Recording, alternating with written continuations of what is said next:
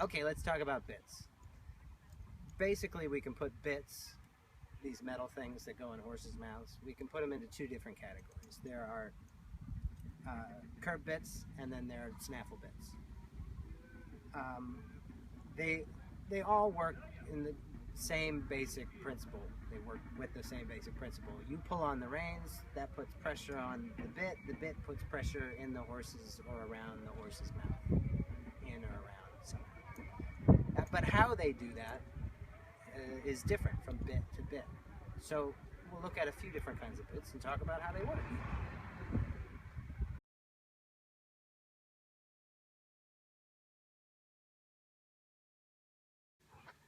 All right, so bits and how they work.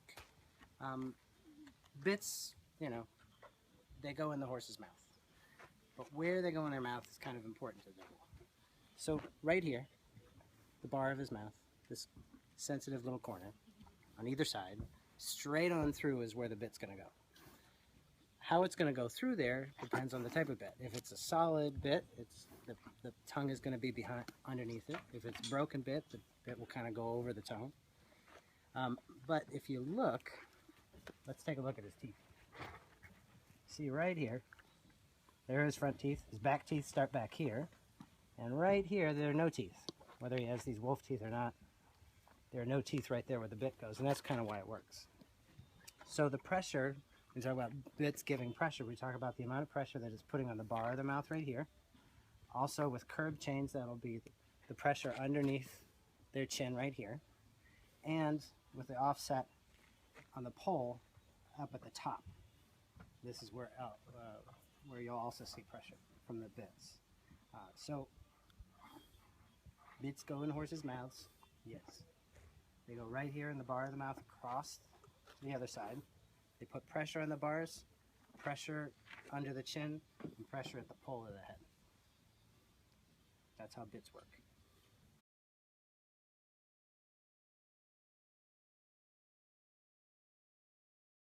Okay, let's talk about bits. Two basic categories of bits. There are snaffle type bits and there are leverage bits. They're different because leverage bits multiply the amount of pressure you put on your horse, and snaffle type bits don't multiply. There are a million different types of snaffle bits and a million different types of leverage bits, but you can pretty much put them into those two categories. It's just about how much they multiply the pressure or how they put the pressure on the horse that makes each one a little bit different. There are so many different people that make so many different kinds of bits. I'll never be able to get through all of them, but I can get through a couple big basic ones within the category and explain to you kind of how they work, why people did what they did, and what I like about them or what I don't, I guess. So let's start with this one. This is a very simple O-ring snaffle. It's called an O-ring because there's an O-ring. The bit moves around sort of independently on it. It's got a break in the middle, so that makes it a snaffle. It's got the break. And then the reins, you can see the head stall up here. The reins pull directly on the horse's mouth, right? So if the horse's mouth goes in here, right, and then somebody pulls on the reins, the horse will feel pressure right on the bars of their mouth. And if I pull with 2 ounces of pressure, the horse will feel 2 ounces of pressure. Very simple, very pretty light bit, not a whole lot of pressure put on them. Pretty forgiving. The only problem is sometimes if you've got a horse who's a little resistant to pulling or doesn't bend so well, you can pull them right through their mouth, right? You can just sort of swing it around and the bit will pull across their mouth like this. So what you do is you can put a chin strap across the bottom like this, and that will keep the bit from flaying out or from being pulled through their mouth. But in general, these are really kind of good, simple bits. They're not going to put a whole lot of pressure on it, and they're super cheap to find. So there's a simple O-ring snaffle. If we changed to something a little different. Still a snaffle, see it has a break in the middle, but it's a D-ring snaffle. You see it's a D that way.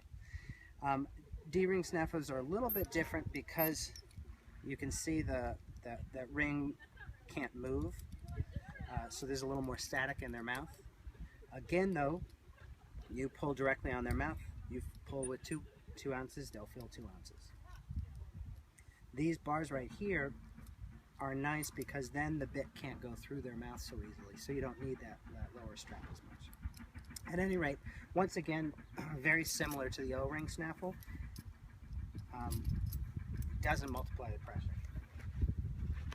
There are additional things you can get, like you can, if you find that the amount of pressure you're putting on the horse isn't quite enough and you want to increase that amount of pressure, you can do things like this bit has done, which has twisted it so it'll be a little bit more severe. Now, people have gone way overboard with this kind of thing. They've moved up into chains and barbed wire and all kinds of stuff that people have put in their horses' mouths. Don't do that, okay? But what I'm always searching for is to use as little pressure as possible. What that means is sometimes I will have to use a bit that has more pressure so that I can get back down into using less. However, once you get to a point of using something like, you know, the chains and the barbed wire, that kind of stuff, or the real hard twists, maybe it's time to reassess, in my opinion.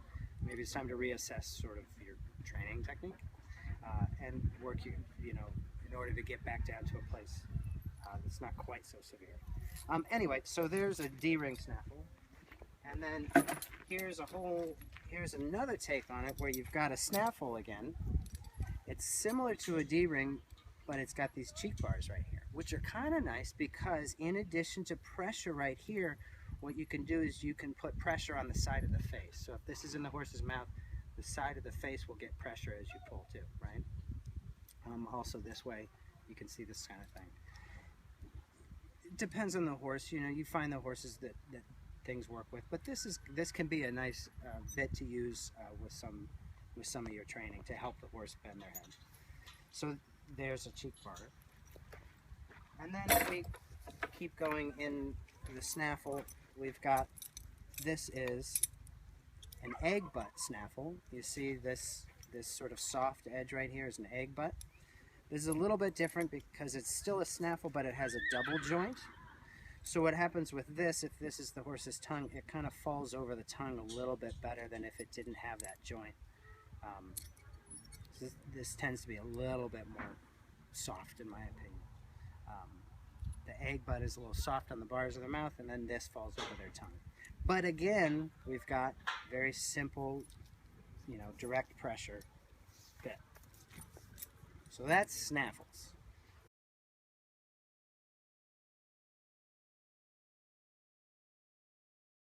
Okay, so leverage bits as opposed to snaffles. Leverage bits are different because, right, we talked about they have a lever, and this lever multiplies the amount of pressure. So if I've got this in my horse's mouth like this, and I pull back on this, the length of this will multiply the amount of pressure. Longer shank will multiply it more than a shorter shank. So this is sort of like a medium length shank right here. So so with this leverage bit, I pull back, this multiplies the pressure. Another couple more things that happen though with this bit, it's called a tom thumb, is it's also offset here, and most leverage bits are offset. What happens with this offset is as I pull this, you can see this moves forward, and that starts to pull down on the headstall, so that'll put pressure on the pole on the top of their head. The third thing that happens, not just the multiplying and the pressure on the top of their head, is this is a place for a curb chain to go. As you pull back, that offset happens here, and this moves, which will tighten up on the horse's chin and put pressure under here, either with a chain or with a leather strap or nylon strap. So So that's where we really see the big difference between the leverage bits and the snaffle. Direct pressure of the snaffle, multiplying offset and curb chain pressure from the leverage bits. So not only the length of the shank will be different, but the size and shape of these bars that go through their mouth, the length of the offset, the type of material they use, all kinds of different options. And so I'll show you one that's drastically different right here. This is also a curb chain and a leverage bit, a curb bit and a leverage bit. It's got the curb chain down here, but it's a hard, solid bar instead of being broken in the middle like this. So because of that, as you have that moves around in their mouth, it's not very forgiving. It doesn't fall over the tongue. So if the bit pulls this way, you'll get pressure on opposite sides of the mouth because that bit doesn't fall over the tongue at all. So that's one option right there. There are other ones like this. It's kind of interesting. It's hard in the middle, but it can swivel this way. So instead of being broken over the tongue, it can swivel like this. It still has the offset, has the place for the curb chain. It's got a long, fancy looking shank, but the movement is going to be more of like independent reins as opposed to like the broken ones that will fall over the tongue, or the hard ones that stay still. You can kind of separate this side from this side. Then we can move up into something like this, which has added something else. So with this, what we've got is we've got a long shank, multiplying the pressure quite a bit. We've got a thin bar in the mouth with some copper on it, so it kind of tastes good, and it'll add a little more severe pressure being thin on the bar of the mouth. It's got the offset, so it puts pressure at the top of the head, and it's got the curb chain, put pressure under the chin. But in addition, it's got this loop right here called a port. This is a really pretty high port. There are varying different sizes of ports people have used over the years. But what this does is as I pull back, it also puts pressure on the roof of the horse's mouth. So what we've got is we've got not only pressure on the horse's mouth, we've got magnified pressure right here, multiplied pressure. We've got pressure underneath the chin, we've got pressure at the top of the head from the offset, we've got pressure on the bars of the mouth, and we've got it in the roof of the mouth. So with this, when we pull back on a horse on the reins with a bit like this in a horse's mouth, there's pressure all over that face, right? In the mouth, sides of the mouth, under the mouth, top of the head, right? All over the place. So it's kind of a all over squeeze, right? But also it's jointed and stuff, so you can kind of separate sides. We could talk about bits forever, but and how to use them. But this is just a demonstration of just how different bits can be. From the direct pressure of an O-ring snaffle, right, that falls over the tongue, to the multiplied, magnified pressure of the high ported, leverage bits. All right. Okay, so last thing I want to say about bits is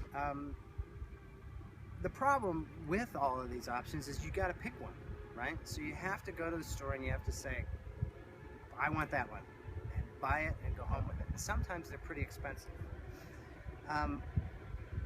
Hopefully, if you've bought your horse, you know your horse well enough to kind of know what they've been using. But my philosophy with bits is we should always try to use as little pressure as possible. If I could just sit on my horse's back and think it, and he does it, then I think we're doing pretty well. Like that's my perfect place.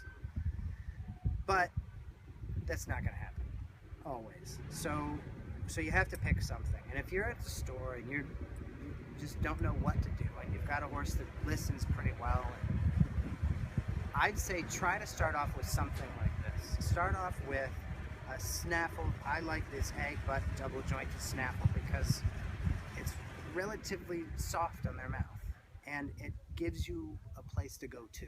So you have sort of like a baseline. How they do with this snaffle will give you somewhere to go. If you find they need more pressure, you've got more places to go. You can go up in pressure with more leverage bits, or maybe something that's not double jointed, or a D-ring, or a cheek bar, or something. But if you start off with one of these high pressure bits, you don't really have any place to go. So that's all I really want to say is try to start small, and then you have more pressure to go to, and they're fun to play with.